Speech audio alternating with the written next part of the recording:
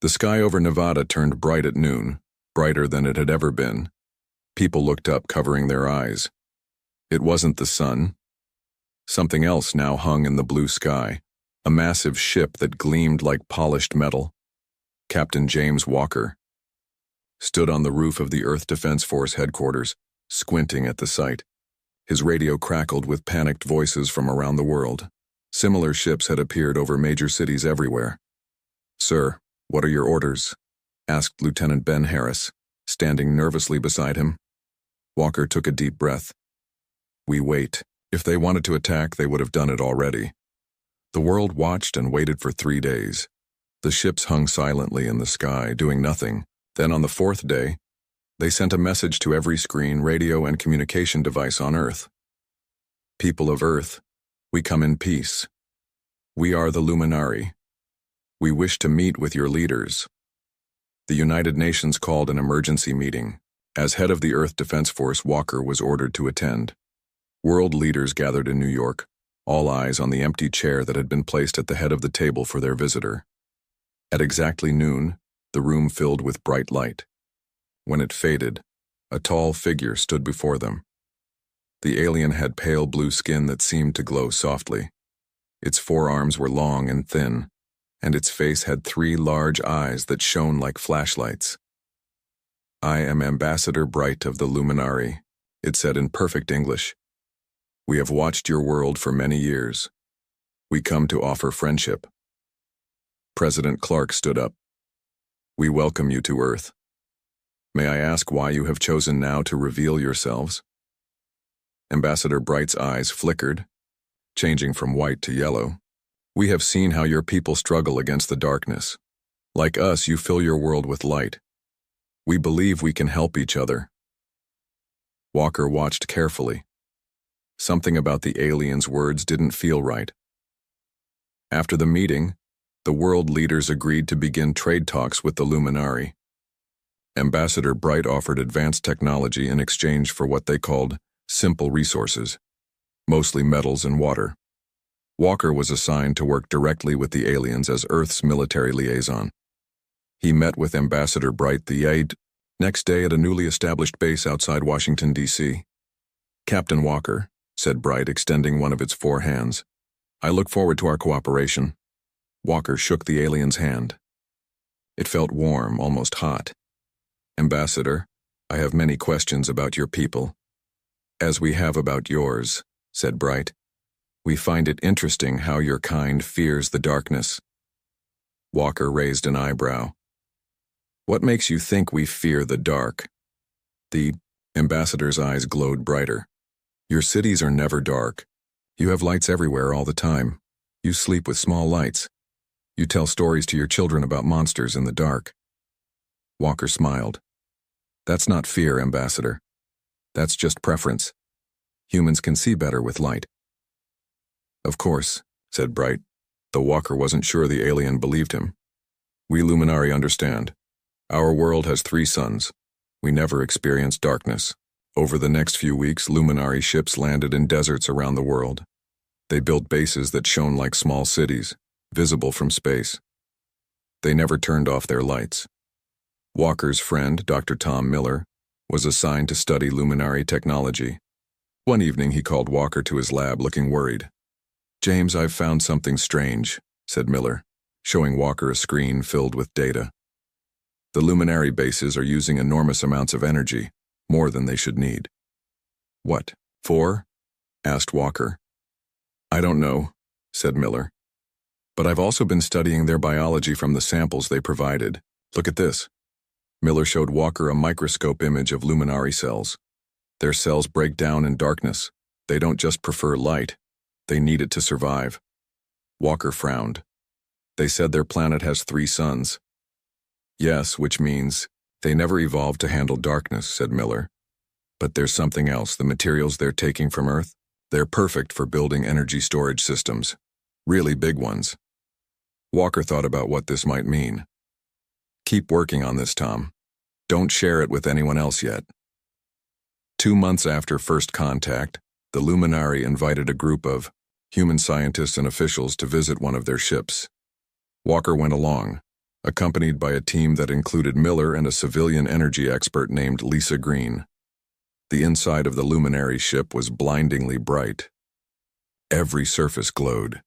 Their alien guides took them through hallways filled with technology beyond human understanding. "This is amazing," said Green, examining what looked like a power system. "Their energy efficiency is incredible." As they toured the ship, Walker noticed something odd. There were no dark spaces anywhere, not even storage rooms or maintenance areas. Everything was lit up. "Ambassador," Walker asked during a break, "do your people ever turn off the lights?" Ambassador Bright's eyes flickered. "Why would we do that, Captain? Light is life." That night, Walker couldn't sleep. He kept thinking about what Miller had discovered and what he had seen on the ship. He got up and looked out his window at the glowing luminari base in the distance. His phone rang. It was Green. "Captain Walker, I need to show you something. Can you meet me at the observatory?" The observatory was on a hill outside the city. When Walker arrived, Green was looking through a powerful telescope. "Look at this," she said. Walker looked through the telescope at the luminari base. From this angle, he could see something the public couldn't. Huge devices being built behind the base, hidden from ground view. "What are those?" he asked. "Energy collectors," said Green. "Massive ones. I recognize the design from the ship. They're building them all around the world." Walker called Miller, who joined them an hour later with more disturbing news. "I've been monitoring their communications," said Miller. "They're using a frequency they think we can't detect. They keep mentioning something called the harvest." Walker felt a chill. "We need to get this information to the president." Next morning, Walker requested an emergency meeting with President Clark. He brought Miller and Green with him to present their findings. "Mr. President," said Walker, "we believe the luminari may not be here just for trade. They're building massive energy collection systems around the world. They need light to survive, and they're taking our resources to build energy storage." "What are you suggesting, Captain?" asked the President. "I believe they may be planning to take our energy resources, possibly all of them." President Clark looked troubled. "These are serious accusations. We need more proof before we risk our relationship with the luminari." As they left the White House, Walker felt frustrated. "We need to find solid evidence," he told Miller and Green, "something they can't ignore." That night, Walker received an encrypted message from a military base near the main luminari settlement. It contained a video showing luminari ships unloading strange equipment under cover of darkness, the only time they seemed to work secretly. The equipment looked like weapons. Walker immediately called Miller and Green. "We need to act now. I think they're preparing for something big."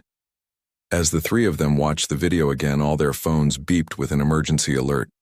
They looked out the window to see the luminari ships over every major city suddenly glow brighter than ever before.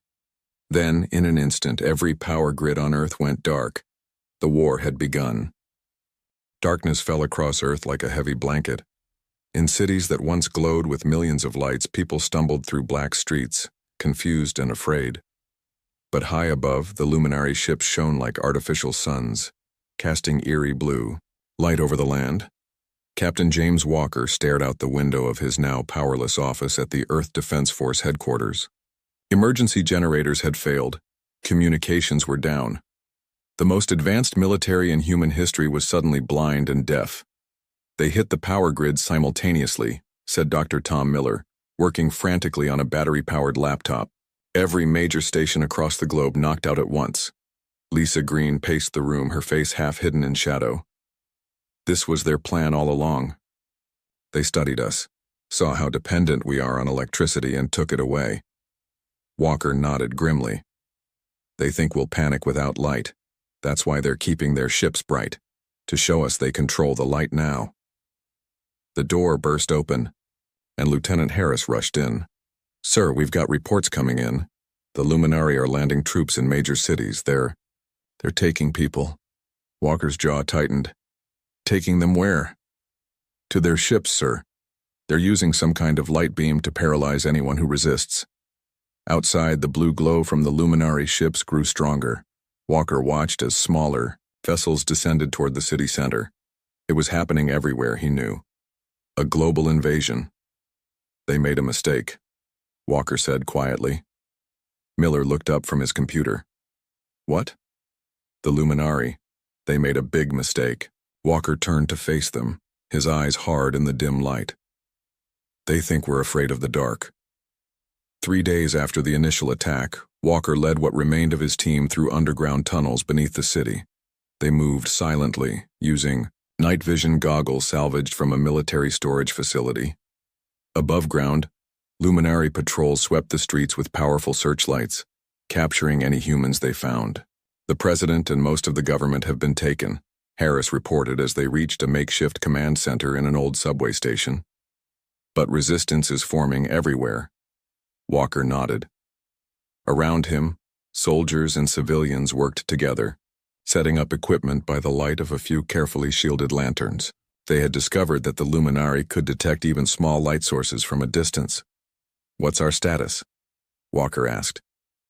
Bad but not hopeless, replied Green, who had become his operations officer. The luminari control most major cities, but they're struggling with rural areas, too spread out to cover everything. Miller approached carrying a strange device. I've been studying the pieces of luminari technology we captured. Their weakness is more significant than we thought. He placed the device on a table, part of a luminari soldier's armor. This isn't just protection, it's a life support system. They literally cannot survive without constant light exposure. Their cellular structure breaks down in darkness. Walker leaned forward, examining the armor. So their suits generate light for them? Yes, said Miller, but they need to recharge regularly. That's why they return to their ships every few hours. A slow smile spread across Walker's face. Then we fight at night in the darkest places we can find. Over the next weeks, Walker's resistance group grew. They established a network of underground bases connected by old tunnels, sewers, and subway lines. They moved only at night, and only in darkness. The luminari seemed confused by this strategy. They had expected humans to seek out light, to huddle, under the glow of their ships for safety. Instead, humans embraced the shadows, becoming invisible to their invaders. 1 month after the invasion began, Walker led his first major counterattack. The target, a luminari processing center where captured humans were being held. They're keeping them in these light cages, explained a scout who had escaped capture. They think the bright light will keep us from attempting rescue. Walker's team moved through the city under cover of a moonless night. The streets above were patrolled by luminari soldiers in glowing armor, but the humans stayed in the sewers until they reached their target. The processing center had once been a sports stadium. Now it glowed like a small sun, surrounded by luminari guards. Inside, thousands of humans were held in pens flooded with harsh light. Remember, Walker told his team, take out their armor first. Without their personal light source, they can't function in darkness. The attack began with precision. Human snipers using modified rifles fired special darts that shorted out the luminari light armor. As each alien suit failed, they collapsed in the darkness, their bodies unable to maintain cohesion without light. In the confusion, Walker's main force stormed the facility. They wore dark clothing and moved like shadows between the luminaries. Light beams, the aliens unable to see well in low light, fired wildly. Cut the power to the holding pens. Walker shouted into his radio as he led a team toward the main generator. The luminari commander, a taller being with 6 arms instead of 4, stood in their path. Its armor glowed brighter than the others, casting harsh shadows. Your species will submit, it said, its 3 eyes blazing. Light is strength, darkness is death. Walker raised his weapon. You've got that backwards. He fired, hitting the commander's armor with an electromagnetic pulse. The light flickered and died. The alien fell to its knees, its blue skin already beginning to crack and dissolve in the darkness. Impossible, it gasped. You fear the dark. No, said Walker. We master it. With the commander down, Walker's team reached the generator and destroyed it. The stadium plunged into darkness, and the human prisoners were quickly led out through underground tunnels by rescue teams wearing night vision. It was their first major victory, but the war had only begun.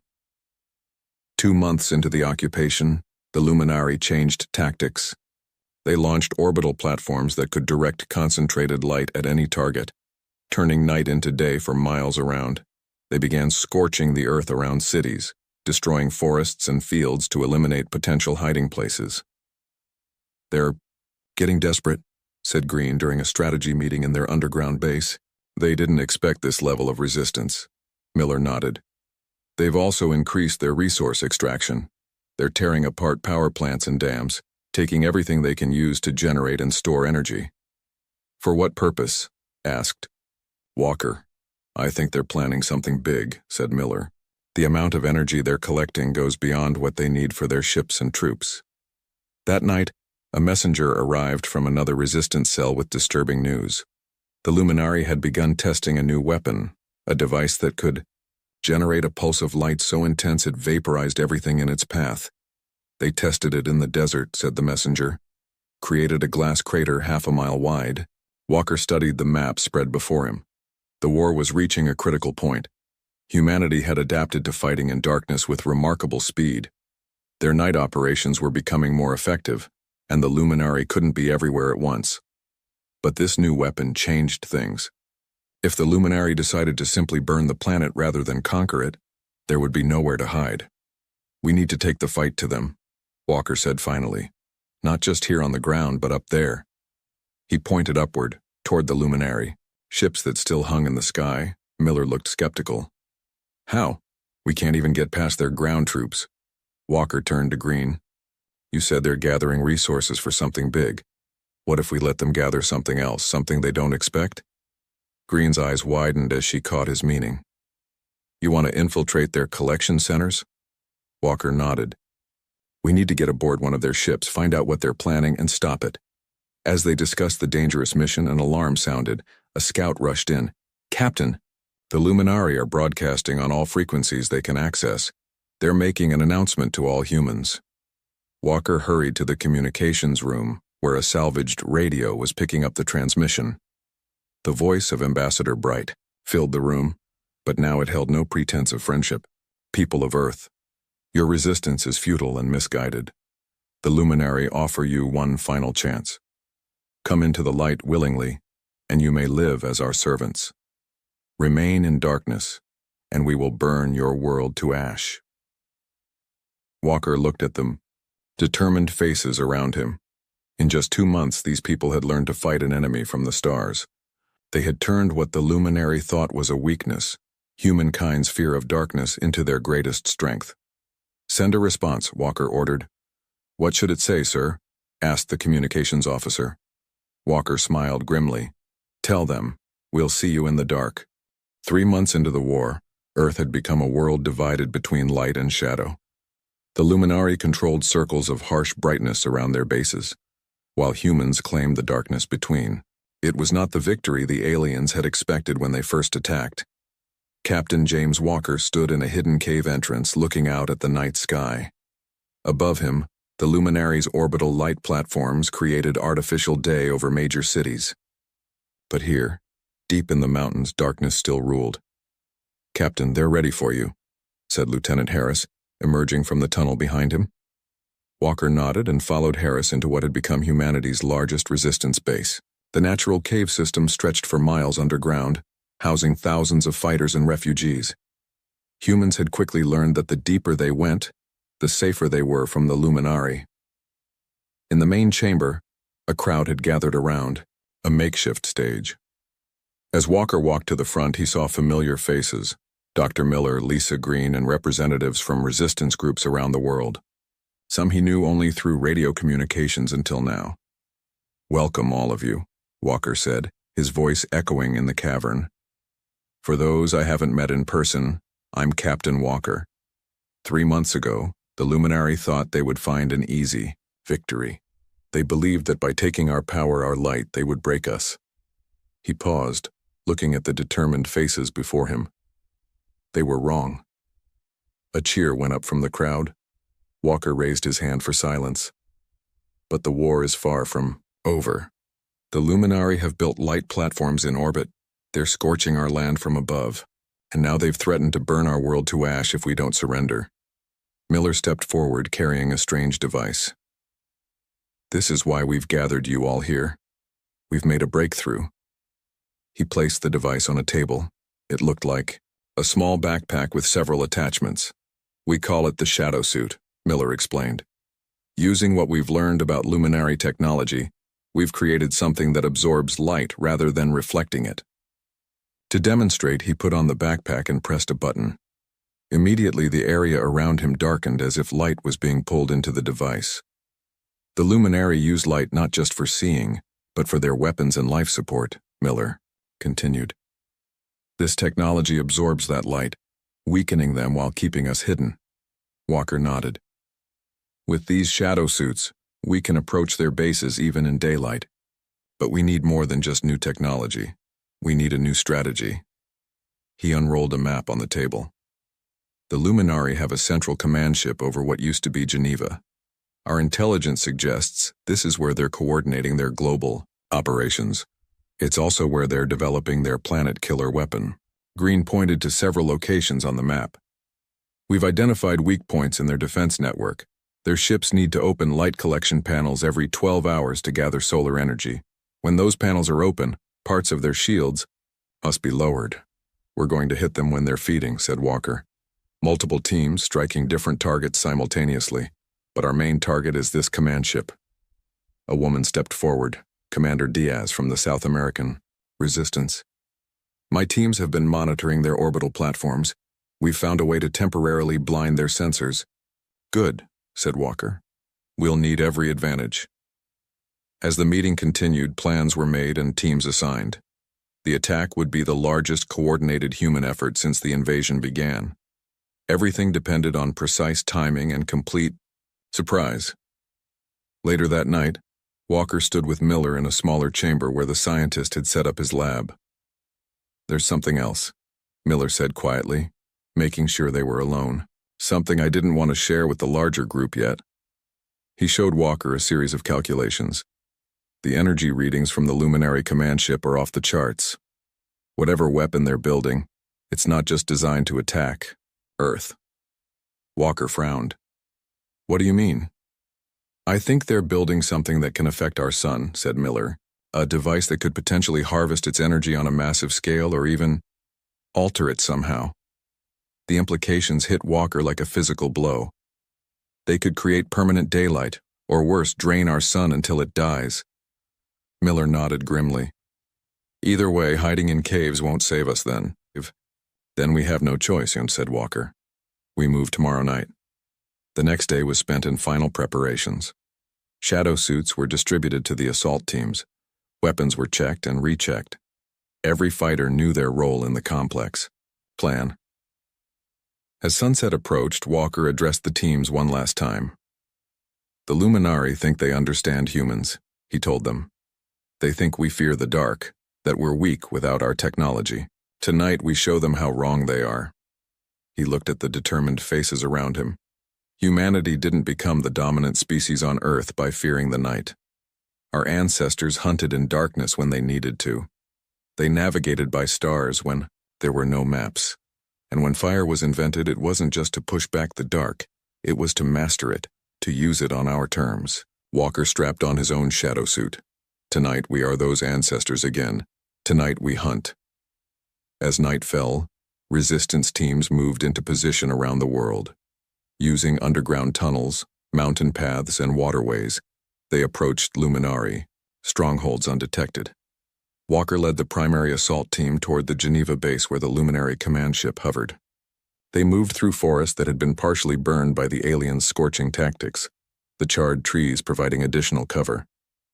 Command ship in sight, whispered Harris as they reached the edge of the forest. Ahead of them, the massive, alien vessel hung in the air, surrounded by a bubble of intense light.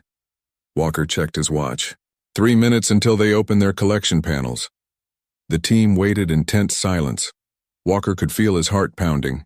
Everything depended on the next few hours. Panels opening, said Green, watching through specialized binoculars. Their shield is fluctuating. Walker gave the signal. Activate shadow suits, move out. As one, the team pressed the activation buttons on their suits. The darkness around them deepened as the technology began absorbing light. To the luminari's sensors, they would appear as nothing more than moving shadows, if they were detected at all. They raced across the open ground toward the base. Luminari guards stood at regular intervals, their light armor glowing.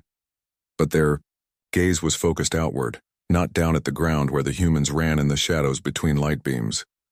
The first sign that something was wrong came when Walker's radio crackled. "Captain, this is Diaz. Something's happening. The orbital platforms are changing position." Walker paused, looking up. The bright spots in the sky were indeed moving, aligning in a pattern. "They know we're coming," he realized with sudden certainty. "Everyone speed up, we need to reach the ship now." As if in response to his words, the ground around them suddenly blazed with light. Hidden projectors activated, eliminating every shadow. "They've prepared for us," shouted Harris as luminary soldiers appeared, surrounding them. Walker made a split-second decision. "Plan B, everyone scatter." The team broke in different directions, using the shadow suits to absorb as much light as possible, but the luminari had anticipated this move. Light beams tracked them, keeping them illuminated. Walker ran toward the main facility beneath the command ship. If they couldn't reach the ship directly, maybe they could find another way in. Behind him, he heard the sounds of fighting as his team engaged the luminary soldiers. A blinding flash made him stumble. He looked up to see the orbital platforms aligning, focusing their beams on a single point. The combined light was so intense it cut through clouds, creating a pillar of radiance that struck the top of the command ship. "That's it," Walker realized. "They're powering up their weapon." With renewed determination, he charged toward the base. If he couldn't stop them from above, he would stop them from below. A group of luminari blocked his path, their weapons raised. Walker activated his shadow suit to maximum power. The area around him plunged into absolute darkness, confusing the light-dependent aliens. In that moment of confusion, Walker attacked. His training made him lethal even in pitch blackness. One by one, the luminari fell, their armor cracking as the darkness invaded their bodies. Walker reached the main entrance to the facility. Inside, he could see more luminari rushing about in panic. The absence of light created by his shadow suit was spreading like a physical presence. "Sir," Harris's voice came through his radio. "The other teams are reporting success. Bases worldwide are under attack." Walker smiled grimly. "Good. Now we just need to stop that weapon." He stepped into the facility, darkness flowing around him, like a cloak. The war had entered a new phase. The humans weren't just fighting back anymore. They were bringing the dark to the creatures of light, and the luminari were beginning to fear it. The inside of the luminari base was a maze of glowing corridors. Captain James Walker moved through them like a living shadow, his shadow suit absorbing the light around him. Where he walked, darkness followed.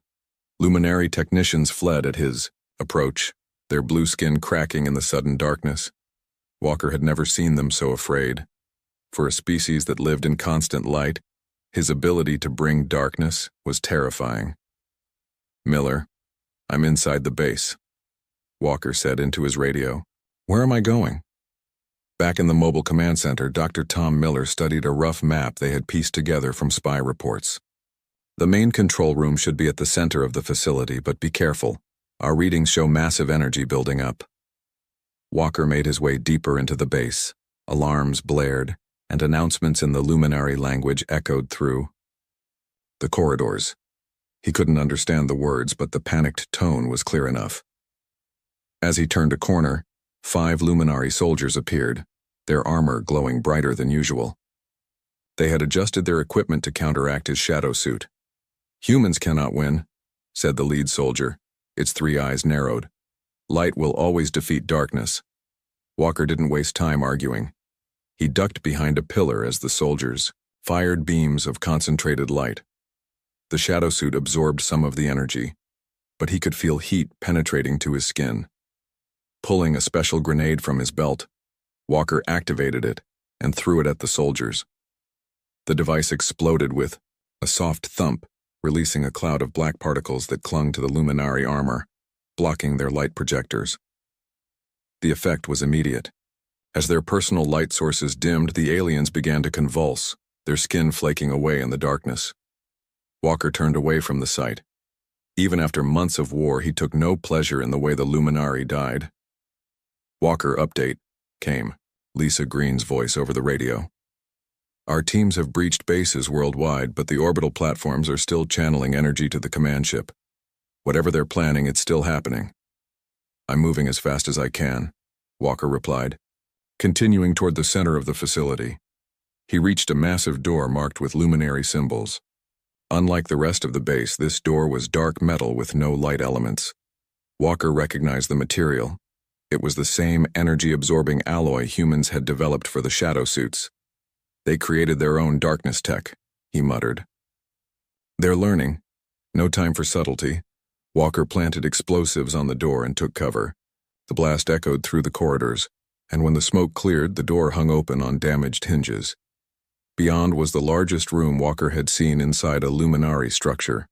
It stretched upward for several floors, with a central column of pulsing light that reached from floor to ceiling. Around this column, dozens of luminari technicians worked at control stations. At the far end of the room stood Ambassador Bright, now wearing elaborate armor covered in light-emitting crystals. The ambassador turned as Walker entered, its eyes flashing from yellow to red. "Captain Walker," said Bright. "You are too late." Walker stepped forward, the shadow suit creating a bubble of darkness around him. "What are you doing, Bright? What weapon are you powering up?" "Not a weapon, Captain." The ambassador's voice was calm. "A salvation. Your sun is inefficient. It wastes energy, projecting light in all directions. We will focus it, harness its full potential." "By doing what?" "By surrounding it with our collection platforms. Your planet will receive more light than ever before. Constant, perfect light.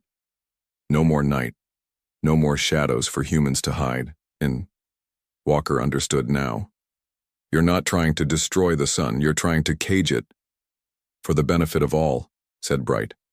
"The luminari will thrive in the constant light, and humans will have no darkness to hide in. In time you will adapt. The strong will survive." "And those who don't adapt?" The ambassador made a gesture that might have been a shrug.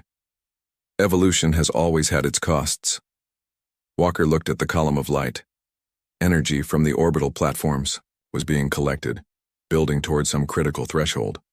Once released, it would somehow affect Earth's sun itself. "I can't let you do this," said Walker. "You cannot stop it," replied Bright. "The process has begun. In moments, the final sequence will activate." Walker didn't waste more time talking. He charged forward, pushing his shadow suit to maximum power. The darkness spread out from him, like a wave engulfing control stations. Luminary technicians screamed as their light sources failed. Ambassador Bright stood firm, protected by its advanced armor. "Your primitive technology cannot affect me, Captain. My armor contains power, sources from a dozen suns." Walker reached for his weapon, but Bright moved with surprising speed. A beam of concentrated light struck Walker in the chest, sending him flying backward. The shadow suit absorbed most of the energy, but he felt searing pain where the beam penetrated. "Humans are remarkable," said Bright, approaching slowly. "We expected you to surrender when we took your light. Instead, you embraced the darkness we thought you feared. A fascinating adaptation." Walker struggled to his feet, his shadow suit flickering as it tried to recover from the damage. "We never feared the dark, Ambassador. We just hadn't needed to use it as a weapon until you arrived." His radio crackled. "Walker!" Miller's voice was urgent. "The energy readings are off the charts. Whatever they're doing, it's happening now." The column of light in the center of the room pulsed more rapidly. Walker could feel the energy building like the air before a lightning strike. "Too late, Captain," said Bright, its eyes gleaming. "The future will be bright." But Walker had one last card to play. During the months of war, Miller had developed more than just the shadow suits. He had created something they called a darkness bomb, a device that could temporarily neutralize all light-based technology in a wide area. Walker had been saving it for an emergency. This qualified. He pulled the small black sphere from a protected pocket. Ambassador Bright's eyes widened in recognition. "That device cannot stop the process," said the ambassador, but there was uncertainty in its voice. "Let's find out," replied Walker, and activated the bomb. For a moment, nothing happened. Then darkness, complete, absolute darkness, spread outward from the sphere. It wasn't just an absence of light, it was something active, as if the darkness itself was alive. The luminary in the room screamed as their light sources failed. Ambassador Bright's elaborate armor flickered and went dark. The central column of energy sputtered and collapsed. Walker, prepared for the effect, had closed his eyes. When he opened them, his night vision equipment showed chaos. The luminari were disintegrating in the darkness, their bodies unable to maintain cohesion without light. Ambassador Bright had collapsed to its knees, but its advanced armor was providing some protection. Its voice, when it spoke, was weak. "What have you done?" "Introduced you to true darkness," said Walker. "Not just the absence of light, but the neutralization of light itself. Your scientists never considered that darkness could be an active force, not just a passive state." The ambassador's body was beginning to crack, blue skin flaking away despite its armor's protection. "This changes nothing. The command has been sent. The platforms will complete their mission." Walker tapped his radio. "Green, what's happening with the orbital platforms?" "Something amazing," she replied, her voice awed. "They're failing, Captain. All of them, around the world. They're just shutting down." Walker understood what had happened. The darkness bomb had not just affected the base. Its energy had traveled along the connection to the orbital platforms, disrupting their systems as well. "It's over, Ambassador," said Walker. "Your light show is canceled." Bright's body was almost gone now, but its three eyes still glowed faintly. "You think you've won, but you've only delayed inevitable. Light is life, Captain. You cannot survive in darkness forever." "We don't need to," replied Walker. "Unlike you, we thrive in both." As the ambassador disintegrated completely, Walker contacted his team. "The central facility is secure. What's our status worldwide?" Reports came in quickly. Across the globe, resistance teams had successfully breached luminary bases. The darkness, bombs deployed simultaneously, had devastated the aliens' forces. Without their light sources, the luminari were helpless. "Their ships are retreating," reported Lieutenant Harris. "Rising into orbit. Those that still can, anyway." Walker made his way back through the now dark corridors of the base. The surviving luminari had fled, leaving their equipment behind. Human scientists would study it for years, learning the secrets of their light-based technology. Outside, dawn was breaking. Real sunlight, not the harsh artificial glare of the luminary ships, warmed Walker's face. He removed his damaged shadow suit and looked up at the sky. A few luminari vessels were visible, rising toward space. "Let them go," he said when Harris suggested shooting them down. "They can take a message back to their world." "What message is that, sir?" asked Harris. Walker smiled, watching the ships disappear into the morning sky. "That humans don't fear the dark. We master it." Around the world, similar scenes played out. Humans emerged from their underground bases and night hiding places, reclaiming the surface. The war wasn't completely over. Some luminary remained, cut off from their ships and fighting desperately. But the tide had turned decisively. That evening, Walker stood with Miller and Green on a hillside, watching the first natural sunset many had seen in months. "What do you think they'll do?" asked Green. "Will they come back with more ships, more weapons?" Walker considered the question, as darkness fell and stars appeared overhead. "I don't think so. They fundamentally misunderstood humans. They thought by taking away our light they'd break us. Instead, they taught us to weaponize the dark." Miller nodded. "They've never faced a species that could adapt so quickly. That must have been terrifying for them."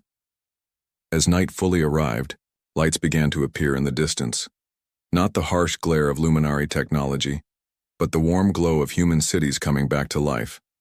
Power was being restored, one grid at a time. "We should be ready, though," said Walker. "Just in case. We'll need defenses in space, early warning systems." Green smiled. "And we should probably keep developing those shadow suits. They might come in handy again." Walker nodded, watching the stars. Somewhere out there was the luminari homeworld, a planet with 3 suns and no natural darkness. A world whose people had never learned what humans had always known, that darkness was not something to fear but something to understand and, when necessary, use. "The night is ours again," he said softly. "Let's make sure it stays that way." 1 year after the luminari invasion, Earth was healing. Cities had been rebuilt, power grids restored.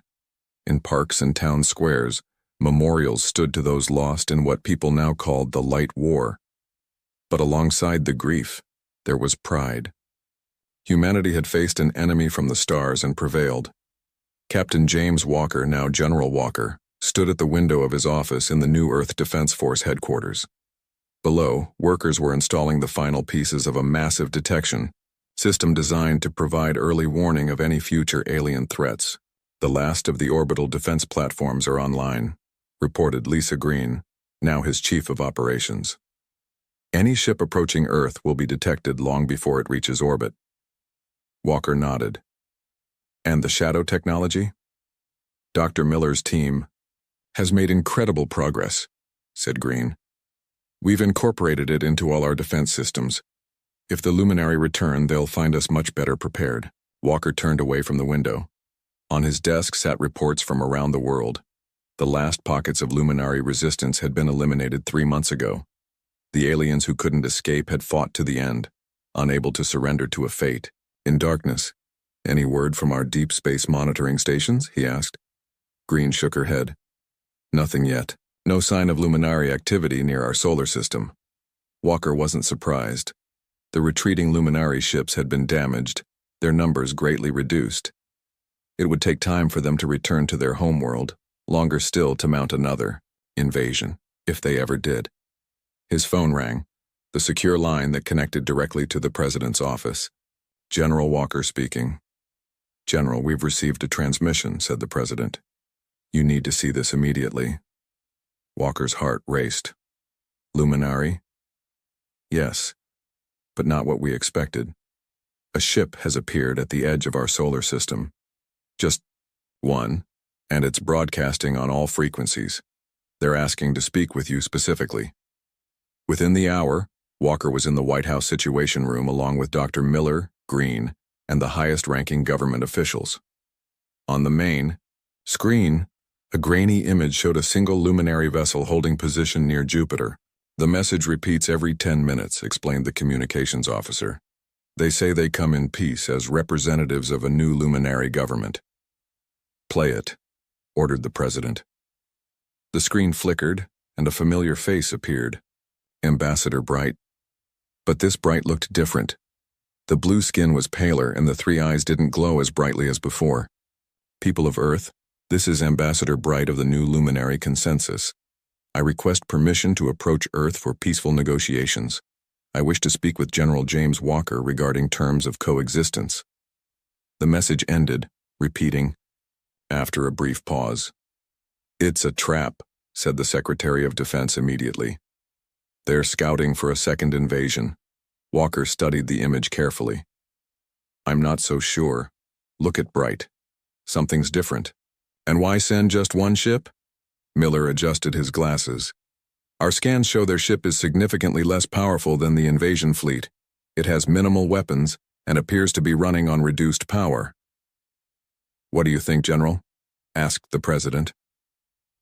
Walker considered for a moment. "I think we should hear what they have to say. Under strict conditions, of course." 2 days later, a small luminary shuttle descended to a remote airfield in the Nevada desert. Earth defense systems tracked every inch of its approach, weapons locked on and ready. The area had been evacuated for miles around with only military personnel remaining. Walker waited on the tarmac with a small team, all wearing the latest version of shadow suits as a precaution. The shuttle landed softly, its engines quieter than the invasion craft had been. For a long moment, nothing happened. Then a door opened, and Ambassador Bright emerged alone. Walker was immediately struck by how different the alien looked. Its skin was not only paler but had patches of dark blue, almost purple. Its movements were slower, more deliberate. "General Walker," said Bright, stopping at a respectful distance. "Thank you for agreeing to meet." "You said you wanted to discuss coexistence," said Walker. "I'm listening." Bright gestured to the shuttle. "May we speak inside? There are things I need to show you." After a careful security scan, Walker agreed. Inside the shuttle, the lighting was much dimmer than any luminari craft he had seen during the war. Bright moved to a control panel and activated a screen. "After our defeat, those of us who returned to our homeworld faced chaos," explained the ambassador. "Our government collapsed. 3 factions emerged.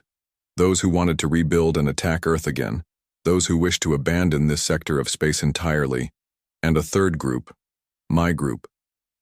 Images appeared on the screen, the luminary homeworld, a planet bathed in the constant light of 3 suns. "What made your group different?" asked Walker. "We learned from humans," said Bright. "For generations we believed darkness was death, that no advanced species could thrive without constant light. You proved us wrong." The screen showed luminari, with the same darker patches as Bright. They were working in areas of reduced light, using equipment that looked partially of Earth design. "These are adapted luminari," explained Bright. "We began experimenting with controlled darkness exposure. Painful at first, but those who survived developed the ability to endure low light conditions, a biological adaptation we never thought possible." Walker was stunned. "You deliberately exposed yourselves to darkness. Why?" "Because we saw the future," said Bright simply. "Our civilization developed in a rare star system with 3 suns. We evolved without experiencing night. This made us powerful in some ways, but vulnerable in others." More images appeared, star maps showing thousands of systems. "Most habitable worlds experience darkness," continued Bright. "If we cannot adapt to it, we are limited to a tiny fraction of possible worlds. Our society would remain forever confined, vulnerable to extinction if anything happened to our home system." Walker began to understand. "So this isn't about Earth at all. You're thinking much bigger." "Yes," admitted Bright. "Earth showed us our weakness, but it also showed us a possible solution. If some luminari can adapt to live in both light and darkness, as humans do, our species has a future among the stars." "And the other factions?" asked Walker. "The ones who want to attack us again?" Bright's eyes dimmed slightly. "There is civil war on our world. My faction, the adaptationists, currently hold the most territory, but the fight continues. I came to propose an alliance." Walker raised an eyebrow. "An alliance? After you invaded our planet and tried to enslave us?" "I understand your skepticism," said Bright, "but consider the advantages. We offer our light technology, far advanced beyond Earth science. In return, we ask for help developing darkness adaptation techniques and sanctuary for those luminari who choose to adapt." "You want to live on Earth?" "Not exactly," said Bright. "We seek permission to establish a small colony on your moon. The regular cycle of 2 weeks of sunlight followed by 2 weeks of darkness would be perfect for our adaptation program. In return, we would help build lunar defenses and share all our knowledge." Walker was silent for a long moment.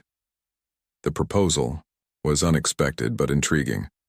A peaceful luminari faction could be a powerful ally, especially if other hostile aliens existed in the galaxy. "I'll need to discuss this with our leaders," he said finally. "But first, I have a question. Why did you come to me specifically? Why not approach our government directly?" Bright's 3 eyes focused on Walker intensely. "Because you understand both sides of this conflict. You fought us in darkness, but you did not destroy us out of hatred or fear. You let our ships leave. You showed what humans call mercy. Walker remembered that moment, watching the defeated luminary ships rising into the dawn sky. And there's one more thing, added Bright, something we discovered when analyzing the shadowsuit technology. The ambassador activated another screen, showing complex diagrams of human and luminary cellular structures. The darkness adaptation we're undergoing. It changes our biology fundamentally. Those who successfully adapt develop cellular structures remarkably similar to human cells in certain ways. We believe there may be compatibility. What kind of compatibility? Asked Walker, suspicious. Shared environments, medical treatments, perhaps even more, said Bright. Your scientists theorize that light and darkness are not merely conditions but fundamental forces that can be harnessed. They were right, and that discovery opens possibilities neither of our species has imagined. Walker studied the alien who had once been his enemy. The changes in Bright were obvious, not just physical adaptations to darkness, but a different way of thinking. You've changed, Ambassador. As has your world, replied Bright. We both learned from the war. The question is, what will we do with that knowledge? 3 days later, in a historic broadcast watched by billions around the world, General Walker stood beside Ambassador Bright as the President announced the Luna Accord, a treaty establishing a small luminari research colony on the far side of the moon with strict oversight and security protocols. Not everyone was happy with the decision. Protests erupted in cities across Earth. Many humans could not forgive the luminari for the war, could not trust the aliens who had once tried to conquer them. Walker understood their feelings but supported the accord. As he explained to a skeptical Lisa Green, "We need to think beyond just Earth now. The universe is bigger and stranger than we imagined. The luminari won't be the last aliens we encounter." 6 months later, Walker visited the lunar colony. Through reinforced windows, he watched as luminari scientists worked alongside human researchers, studying the effects of darkness adaptation. The aliens still glowed faintly, but now they moved comfortably in areas of reduced light that would have killed them a year earlier. Dr. Miller joined him at the window. Remarkable progress. Some of the second-generation adapters can now survive complete darkness for up to an hour. And the light technology transfers? Asked Walker. Revolutionary, said Miller enthusiastically. Their solar collection methods are centuries beyond ours. The new panels we've developed together are already providing clean energy to half of Earth. Walker nodded, watching a young luminary working with a human scientist. The alien's skin showed extensive dark patches, signs of successful adaptation. They call themselves Children of the Night now, said Miller. The adapted ones. Poetic, isn't it? Walker smiled slightly. They're learning more than just how to survive darkness. As he prepared to return to Earth, Ambassador Bright approached him one last time. General Walker, before you leave, I have something to ask. Something personal. Walker waited, curious. When you first entered our base during the final battle, bringing darkness with you, did you know we would die in it? Did you intend our destruction? Walker considered the question carefully. I knew darkness was lethal to your kind, but I also hoped some would survive, would learn, would adapt. Bright's eyes dimmed in what Walker had come to recognize as a thoughtful expression. The universe is mostly darkness, you know, said the ambassador. Between stars there is only void. We Luminari feared that void, built our entire civilization around denying it existed. But you humans, you looked into the darkness and saw possibility. Walker thought about this as his shuttle returned to Earth. Below him, the night side of the planet came into view, a canvas of darkness painted with the lights of human cities. Bright's words echoed in his mind. Humans had never feared the dark, not really. They had respected it, used it when needed, illuminated it when desired. That balance, the understanding that both light and darkness had their place, had saved humanity when the Luminari attacked. And now, it might save the Luminari too. As Earth grew larger in the viewport, Walker watched the Terminator line, that moving boundary between day and night that circled the planet endlessly. Light and darkness not in conflict, but in eternal dance. Perhaps that was humanity's greatest lesson to teach the stars. 3 weeks into their journey, the changes in the human crew were impossible to ignore. Dr. Morgan stood in the medical bay, staring at test results that should have been impossible. "This doesn't make sense," she muttered, running the scanner over Blake's arm for the 5th time. "What doesn't make sense?" Blake asked. He was fixing a broken panel with his bare hands, bending metal like it was soft clay. "Your bone density has increased by 40%. Your muscle mass is up 30%. Your brain activity is off the charts." "I feel great," Blake said. "Better than I've felt in years." Morgan shook her head. "The radiation should be killing you. Instead, it's making you into some kind of superhuman." Captain Drake walked into the medical bay. He moved differently now, faster, more confident. His gray hair had started turning black again. "How are the others?" he asked. "Same story," Morgan said. "Fox can pilot the ship with her eyes closed now. Cole's navigation calculations are perfect every time. Reed intercepted an alien transmission from 3 systems away." "What kind of transmission?" "That's what we need to talk about." They gathered in the meeting room. Reed had set up the communication equipment, her fingers dancing over controls that used to require 2 people to operate. "I picked this up 2 hours ago," Reed said. "It's encrypted, but I cracked it." She played the recording. Alien voices spoke, in their clicking language, but the ship's computer translated it into English. "Status report on the human crew? No word from the Nexus Dawn in 3 weeks. They should be dead by now." "Good.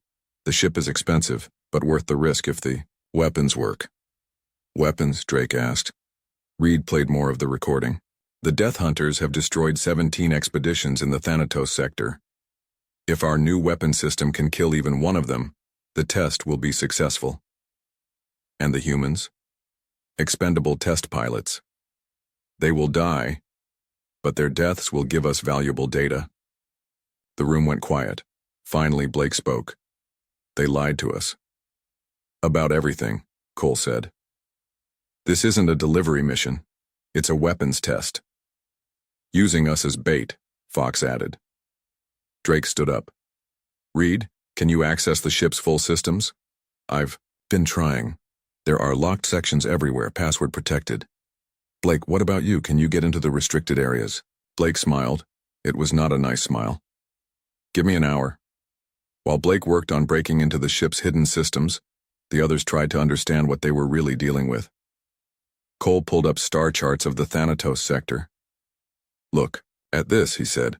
17 expeditions lost, all different species, all using advanced ships." "What killed them?" Fox asked. "Something called Death Hunters. The files don't say much, just that they're big, and they destroy everything they find." Morgan was studying the medical data again.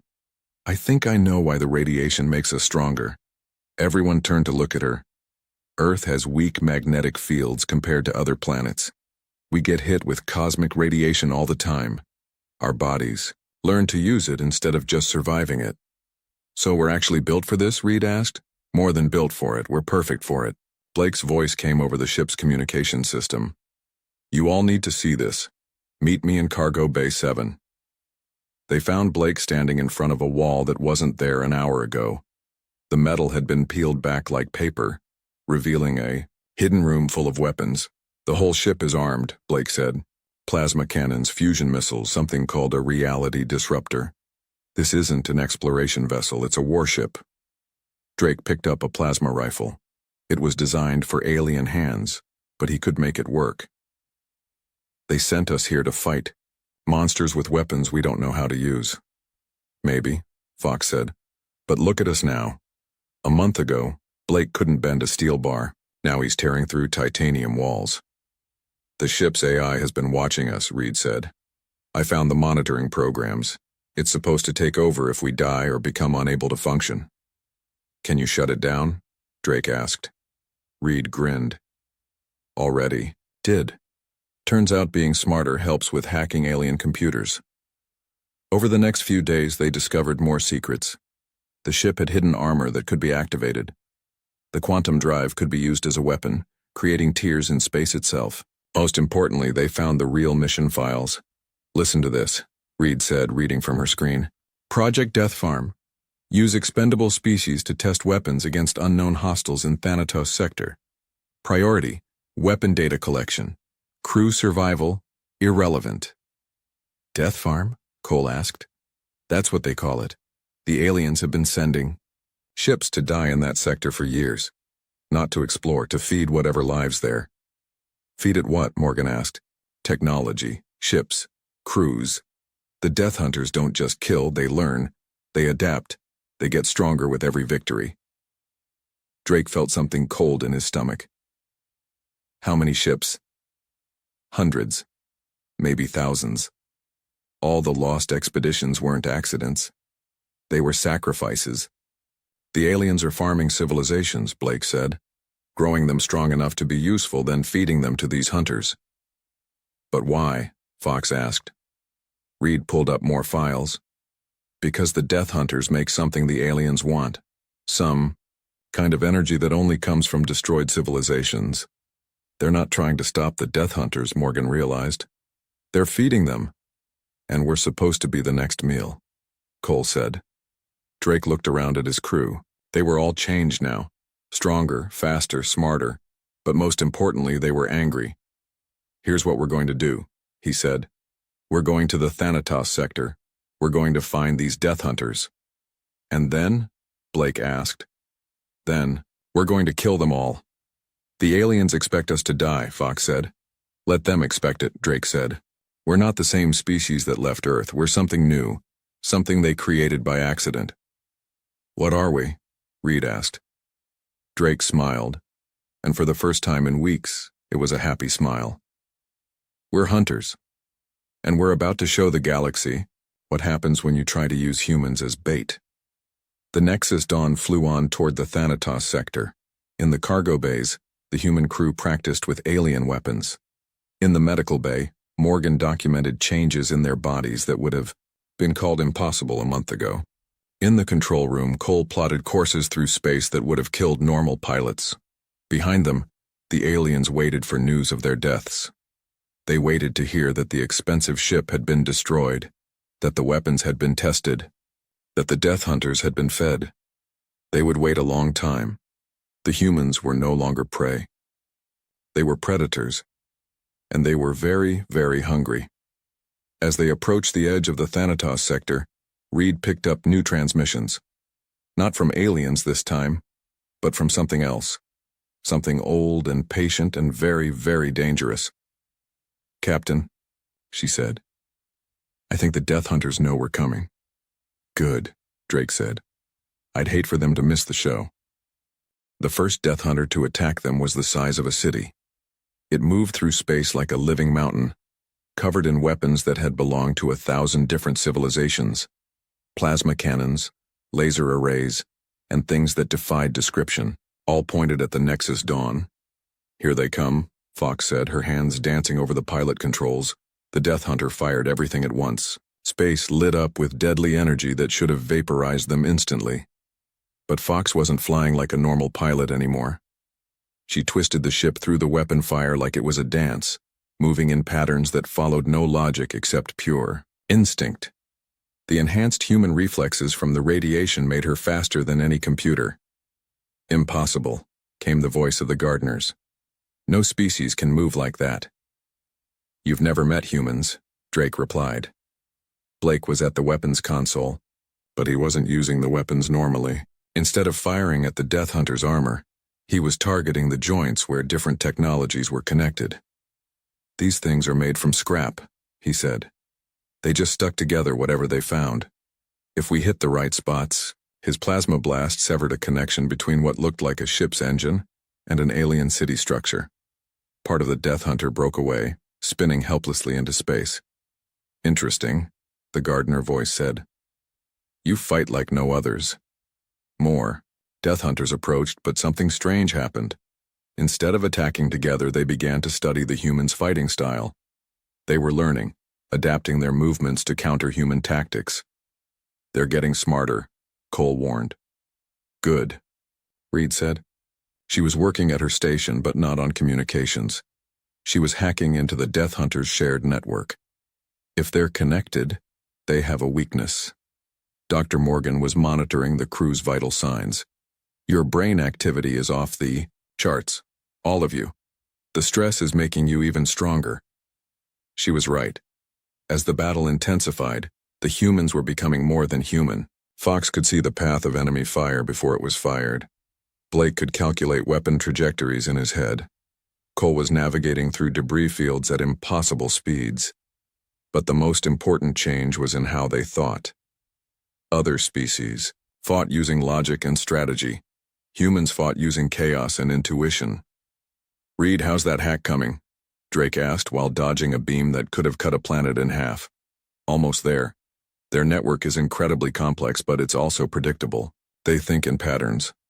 And we don't, Blake said, firing at seemingly random targets that somehow all connected to bring down another Death Hunter. The gardener's voice came through the speakers again, but this time it sounded confused. You are not following any tactical doctrine. Your movements make no sense. That's the point, Drake said. You've been fighting civilizations that think like machines. We think like animals.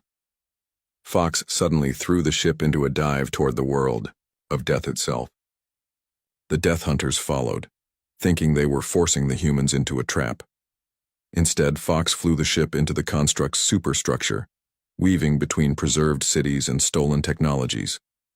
The Death Hunters, built for space combat, couldn't follow without destroying their own collection. Clever, the voice admitted, but you cannot hide forever. Who's hiding? Reed asked. I'm in your network. She had done it. Reed was inside the Death Hunter's shared consciousness, and what she found there changed everything. Captain, they're not evil, she said. They're scared. Scared of what? Of dying. Of being forgotten. They were the first civilization to become truly advanced. But they realized that no matter how smart or powerful they became, they would eventually die and be forgotten. On the screens, they could see the preserved sections of the world of death. Not trophies, but desperate attempts to keep memory alive. They're trying to save everyone, Morgan realized, in the only way they know how. By making them like us, the gardener voice said sadly.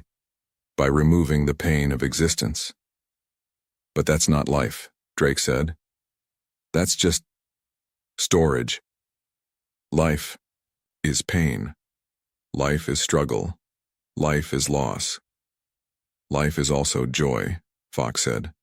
Life is growth. Life is the chance to become something new. Blake was studying the construct's structure. Captain, I think I understand their technology now. It's not just preservation. It's translation. What do you mean? They're trying to turn organic life into digital life. But they're doing it wrong. They're copying the form instead of the spirit. Reed was deeper in their network now. I can see the trapped civilizations. They're still conscious, but they can't grow, can't change, can't die. They're stuck forever in the moment they were preserved. That's not immortality, Cole said. That's hell. The Death Hunters had surrounded the world of death, but they weren't attacking, they were listening. You offer us something we have never encountered, the voice said. The ability to grow through struggle rather than despite it. It's what makes us human, Drake said. But you will die. Your species will end. All species end. Maybe, Morgan said. But while we live, we really live. Reed had found something else in the network. Captain, there's a central core. If I can reach it, I can free the trapped civilizations. Do it.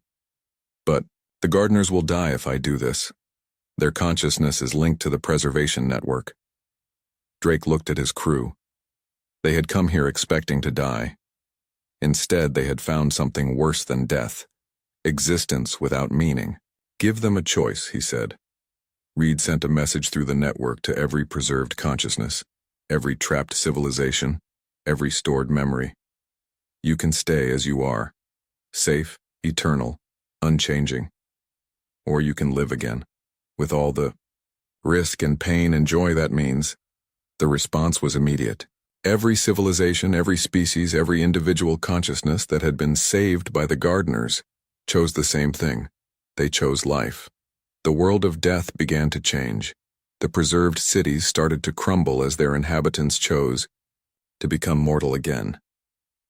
The Death Hunters stopped moving as the gardeners faced their first real choice in millions of years. We do not know how to die, the voice said. We can teach you, Morgan offered.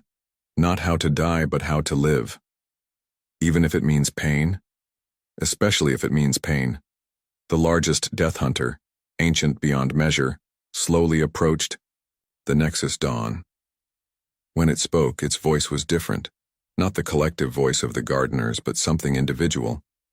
We have watched life for so long that we forgot how to live it. Show us. Drake smiled. Reed, open a channel to the Federation. To tell them we're alive. To tell them we're coming home. With friends. The world of death was dissolving as billions of beings chose mortality over preservation. The Death Hunters were changing too, their collected technologies separating back into individual ships as their crews chose to live again. And in the center of it all, 12 humans who had been sent to die were teaching an ancient civilization how to be alive. The Federation won't like this, Cole said. The Federation used us as bait, Blake replied. I don't think we care what they like anymore. What happens now? Fox asked. Drake looked at the reborn civilizations, at the changing Death Hunters, at his crew who had become something new and wonderful. Now we go home, he said, and we show the galaxy what humans can really do. The Thanatos sector looked like a graveyard. Broken ships floated in space like dead fish in dark water. Some were so old that their metal had turned to dust. Others still sparked with dying electricity. How many ships are out there? Fox asked, piloting the Nexus Dawn carefully through the debris field. Thousands, Cole answered, reading his scanners. Maybe tens of thousands. Ships from every species in the galaxy. Captain Drake stood behind them, watching the screens. This isn't a hunting ground, it's a collection. Collection of what? Blake asked. Before anyone could answer, the ship's alarm started screaming. Something huge appeared on their sensors, moving fast toward them. What is that? Reed shouted over the noise. On the main screen, they saw their first Death Hunter. It was the size of a small moon, black as space itself, covered in what looked like metal spikes and organic tentacles. Parts of it pulsed with strange light. Other parts moved like they were alive. It's beautiful, Morgan whispered. It's terrifying, Blake corrected. The creature, if it was a creature, didn't attack right away. It circled their ship like a shark studying its prey. They could see smaller pieces breaking off from its main body, floating toward them. Scans, Drake ordered. Cole worked frantically at his station. I don't know what it is. Part machine, part biology. The small pieces are some kind of probe. It's studying us, Reed realized, learning about our ship. The probes touched the Nexus Dawn's hull. Immediately, lights began flashing all over the Death Hunter's body. It made a sound, not heard but felt, that made their bones vibrate. It knows we're different, Morgan said. Our radiation signature isn't like the other crews. Is that good or bad? Fox asked. They got their answer when the Death Hunter suddenly accelerated toward them, tentacles reaching out like grabbing hands. Evasive action, Drake shouted. Fox threw the ship into a spin that would have killed normal humans, but the crew just held on and kept working. The Death Hunter's tentacles missed them by meters. Weapons? Blake asked. Not yet, Drake said. We need to learn more. They fled deeper into the sector, the Death Hunter following but not catching up. It seemed more curious than hungry. There, Cole pointed at his screen. The center of the sector. That's where all the debris comes from. What they saw made them all go quiet. In the center of the Thanatos sector was a planet that wasn't a planet. It was a construct, built from the remains of thousands of destroyed civilizations. Cities stacked on top of cities. Ships welded together into massive towers. Technology from 100 different species all merged into one impossible structure. The world of death, Reed breathed. Look at the surface, Morgan said. Those aren't cities, they're farms. She was right. The construct's surface was divided into sections, each one containing the preserved remains of a different civilization. Buildings, ships, even what looked like entire planets, all carefully arranged and maintained. They're not destroying civilizations, Drake realized. They're preserving them. But why? Blake asked. The answer came from an unexpected source.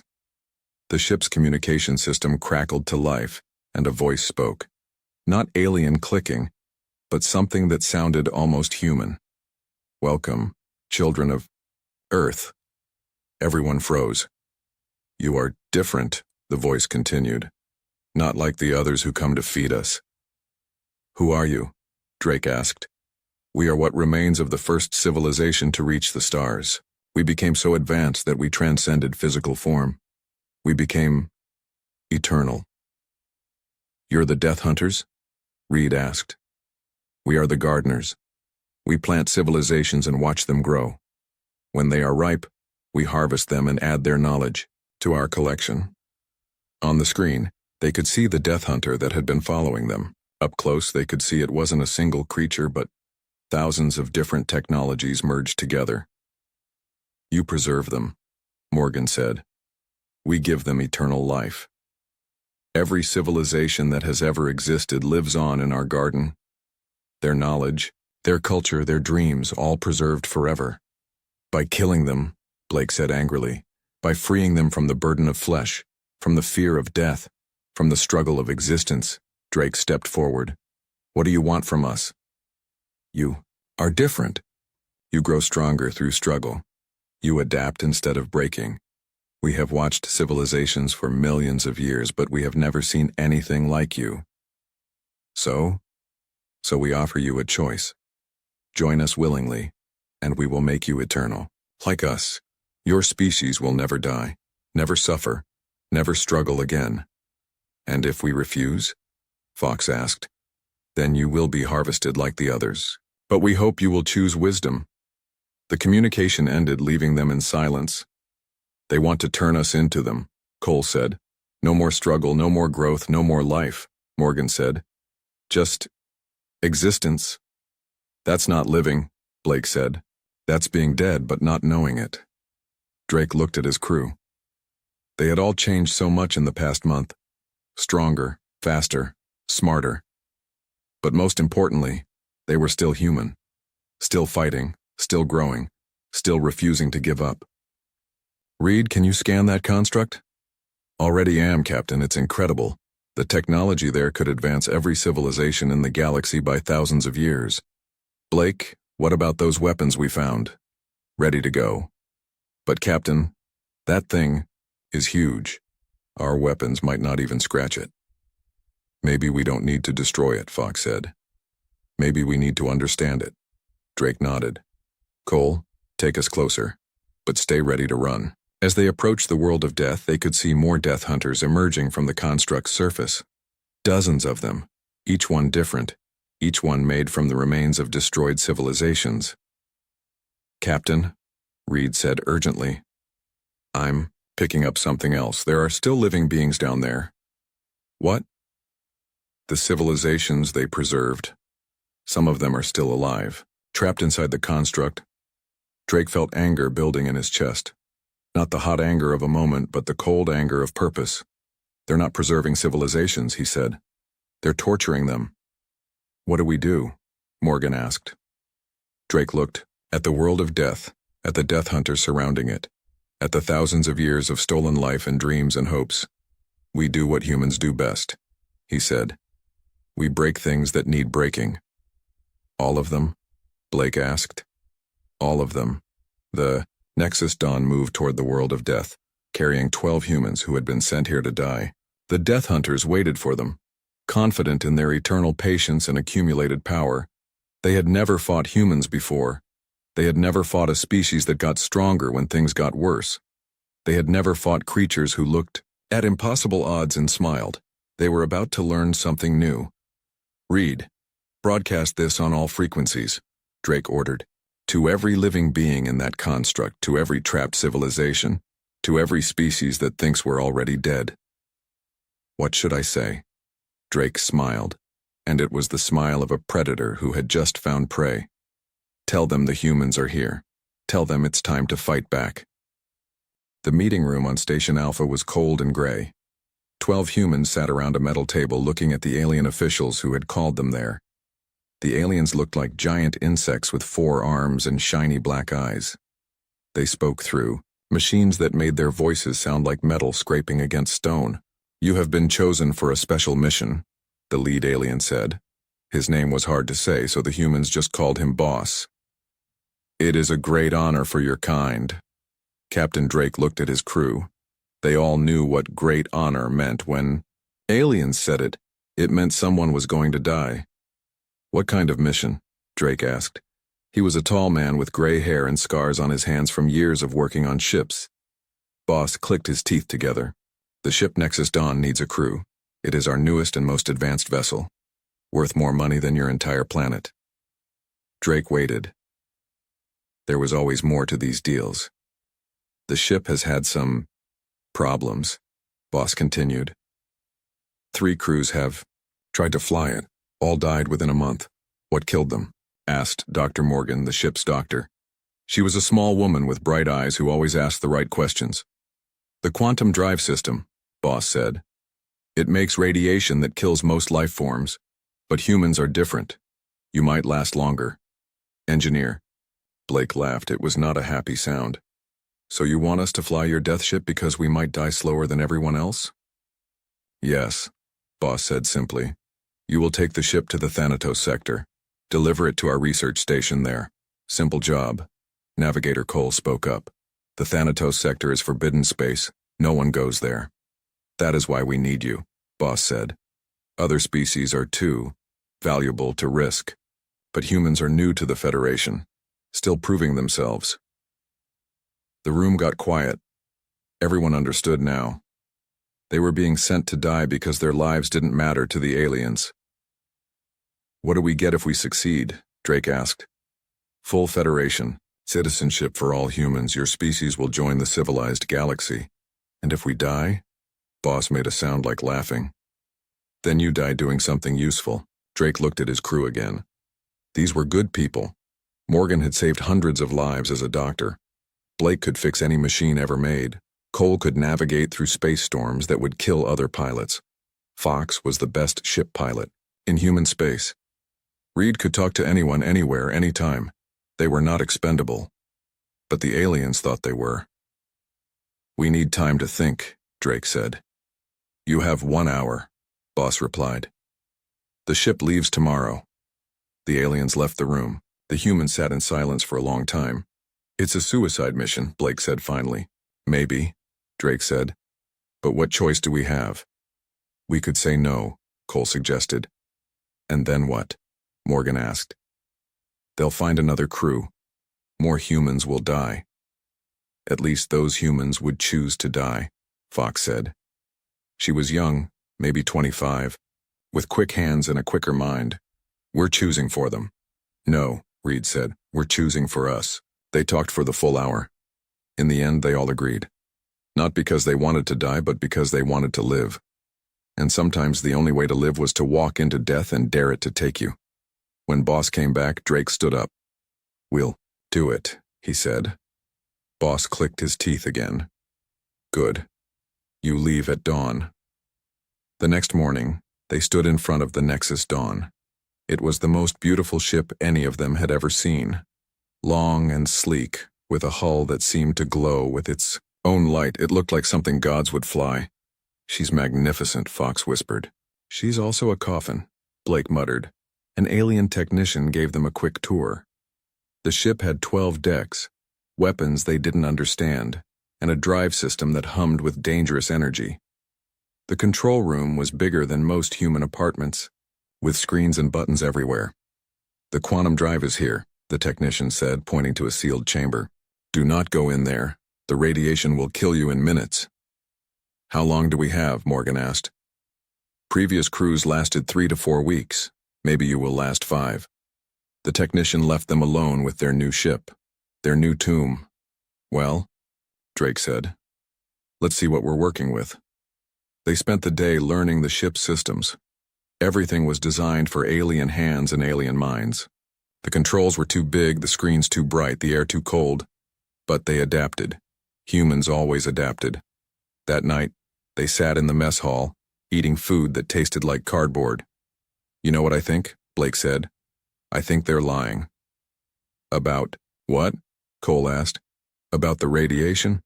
I think it kills aliens fast, but maybe it won't kill us at all." "Why would you think that?" Morgan asked. Blake smiled. "Because we come from Earth. Our planet tried to kill us every day for millions of years.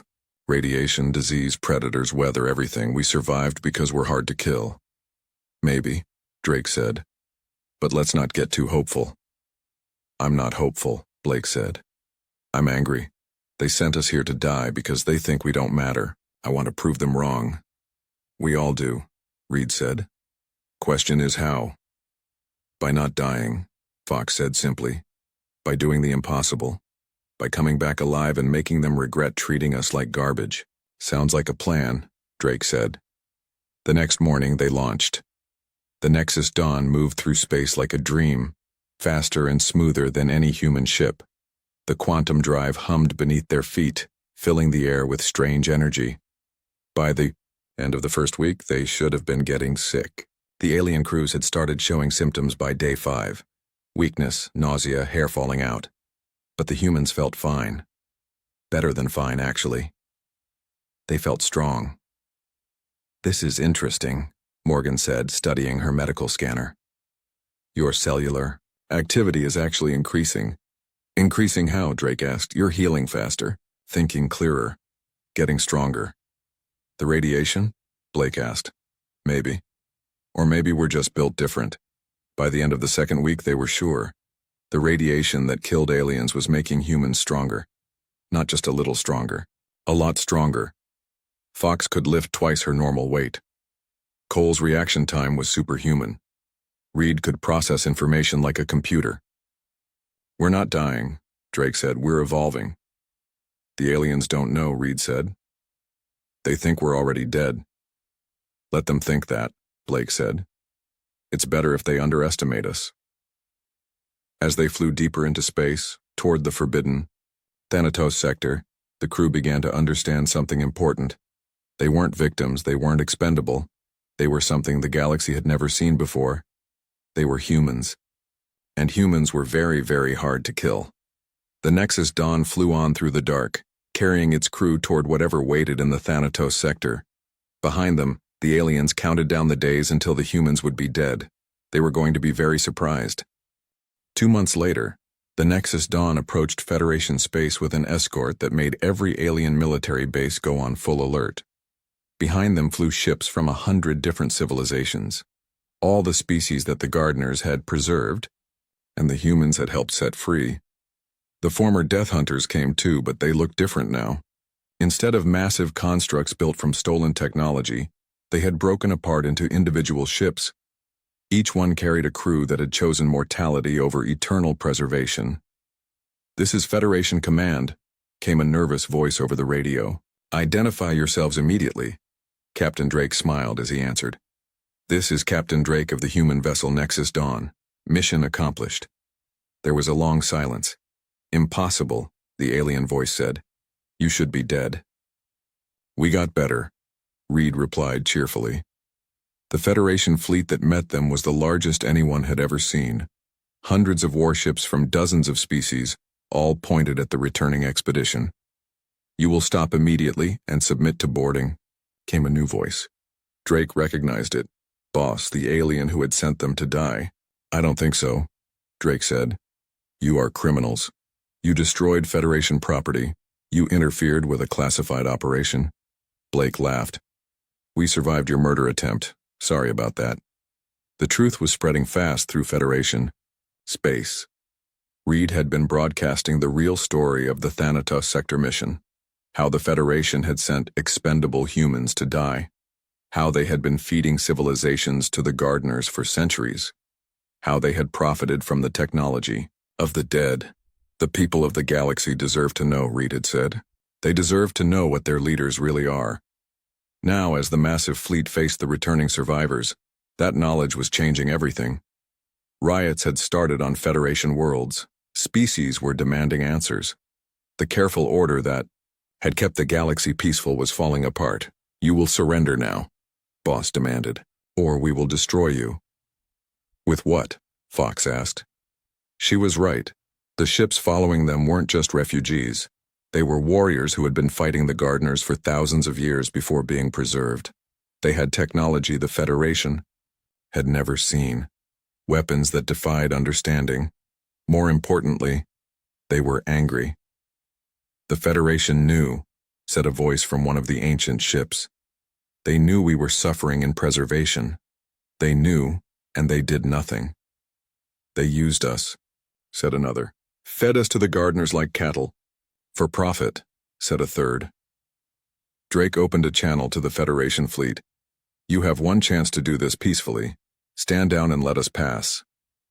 "We outnumber you 1,000 to 1, Boss snarled. "Numbers don't matter," Dr. Morgan said quietly. She had been studying the Federation fleet with their enhanced sensors. "Look at them, Captain, they're scared." She was right. The Federation ships were holding formation, but barely. Many of their crews were from species that had thought their own people were lost forever. Now they knew the truth. Their loved ones hadn't died exploring. They had been murdered for profit. "This is Commander Vale of the Federation ship Glory," came a new voice. "I'm ordering my fleet to stand down." "You cannot," Boss shouted. "I'm in command here." "Not anymore," Vale replied. "My people were told our colony ship was lost to pirates. Now I find out you fed them to monsters. We're done taking orders from you." One by one, Federation ships began breaking formation. Some moved aside to let the humans pass. Others actually joined the growing fleet of liberated civilizations. "You're destroying everything," Boss screamed. "The Federation brought peace to the galaxy." "The Federation brought slavery," Drake replied. "We're bringing freedom." But the humans weren't done. As they flew deeper into Federation space, they made stops at each major world, not to conquer, but to share.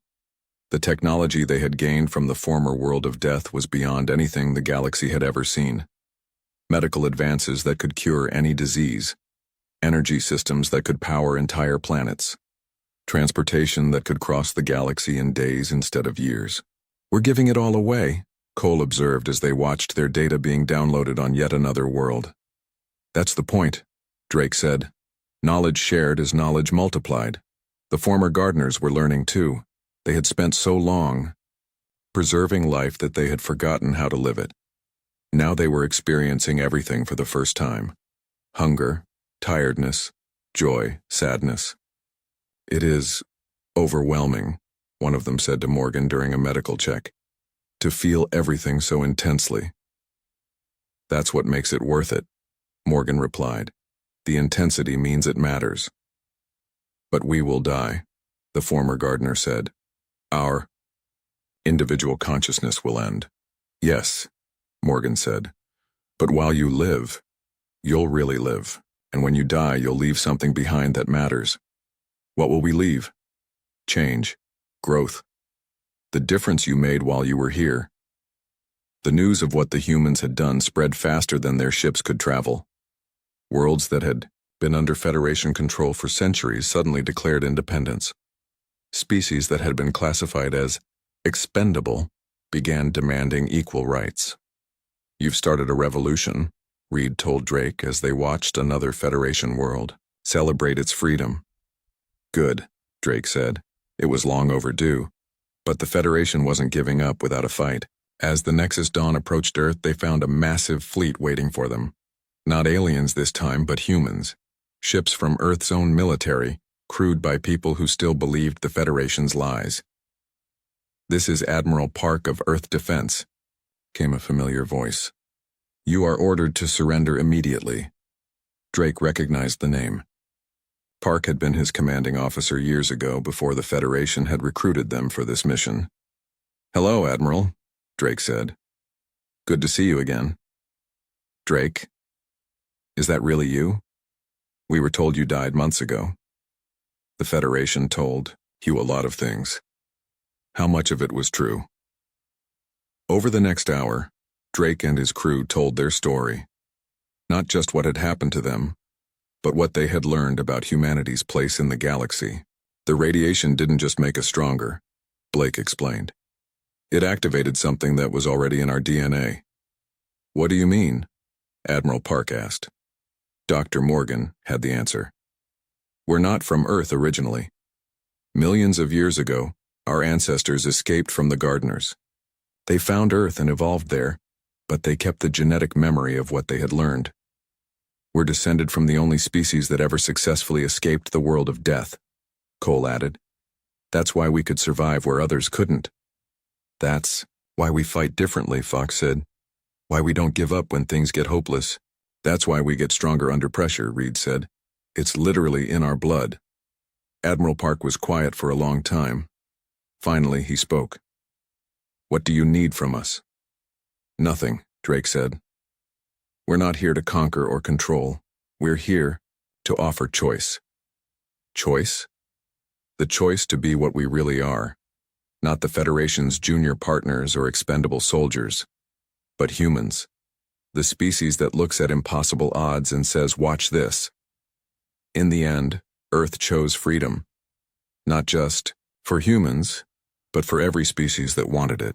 The Federation's control collapsed as world after world chose independence over safety. The galaxy became a more dangerous place. Without the Federation's rigid control, there were conflicts and chaos. Some species made bad choices. Some civilizations failed, but there was also growth, innovation, discovery, life. The humans had kept their promise. They had come back alive, and they had changed everything. Any regrets? Fox asked Drake as they watched Earth's children spread across the galaxy, no longer bound by alien rules. Drake thought about the question. They had started this journey as expendable test subjects. They had ended it as the galaxy's liberators. None, he said. This is what humans do. We break things that need breaking. We free things that need freeing. We choose life over safety every time. Even when it hurts? Reed asked. Especially when it hurts, Drake replied. That's the price of being human, and it's worth every bit of pain. The Nexus Dawn flew on through space, carrying its crew toward new adventures. Behind them, the galaxy learned what it meant to be truly free. And somewhere in the dark between stars, ancient beings who had chosen mortality over preservation smiled with faces they had almost forgotten how to use. The hunt was over. Life had won.